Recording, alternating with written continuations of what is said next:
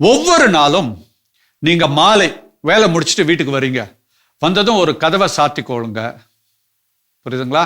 காலையிலேருந்து மாலை வரை யார் யாரெல்லாம் உங்களை காயப்படுத்தினாங்களோ அவங்கள நினைச்சுக்கோங்க.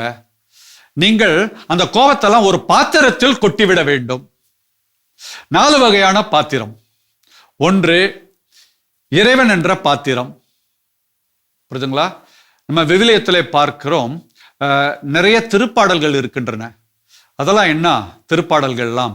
இறை மனிதர்கள் தங்கள் மனதிலே இருக்கும் உணர்வுகளை இறைவன் என்ற பாத்திரத்திலே கொட்டி விடுகிறார்கள். இறை நம்பிக்கையாளர்கள், அதுதான் திருப்பாடல். அப்ப நம்ம மனசுல இருக்கிற அந்த கோபங்களையும் தாபங்களையும் இறைவன் என்ற பாத்திரத்திலே கொட்டி விடுகிறோம். இதை எம்டி சேர் டெக்னிக் என்று சொல்லுவார்கள். காலியான ஒரு சேர், ஒரு நாற்காலி, அதனுடைய ஒரு யுக்தி முறை என்று சொல்லலாம். இது என்ன செய்யணும்னா, தினேஷ் வீட்டுக்கு வந்த உடனே கதவை சாத்திட்டு தனக்கு முன்பாக ஒரு சேரை வச்சுக்கணும். இவர் ஒரு சேர்ல உட்காந்துக்கணும். உட்காந்துட்டு கண்ணை மூடிக்கொண்டு யார் யாரெல்லாம் அவரை காயப்படுத்தினாரோ அவங்கள மனசுல கொண்டு வரணும். கொண்டு வந்துட்டு நேரடியாக அவங்கள பார்க்கும் பொழுது என்னென்னலாம் சொல்லுவோமோ அதை இங்க கற்பனையில் சொல்லிவிட வேண்டும். புரியுதுங்களா? 3வது,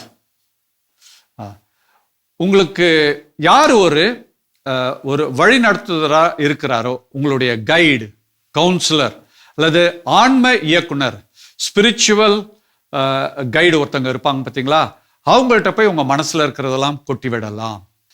உங்களுடைய ஆன்ம இயக்குனர் என்று சொல்லும் பொழுது நீங்கள் ஒரு புனிதரோட படம் கூட வைத்துக் கொள்ளலாம்.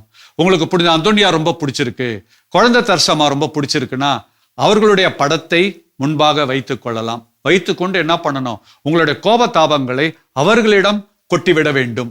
பாவ சங்கீர்த்தனம் சொல்றோம், அதுல நீங்க அங்க போகும்போது உங்களுடைய மனதில் இருக்கக்கூடிய அந்த வெறுப்பு இவற்றையெல்லாம் கொட்டிவிடலாம்.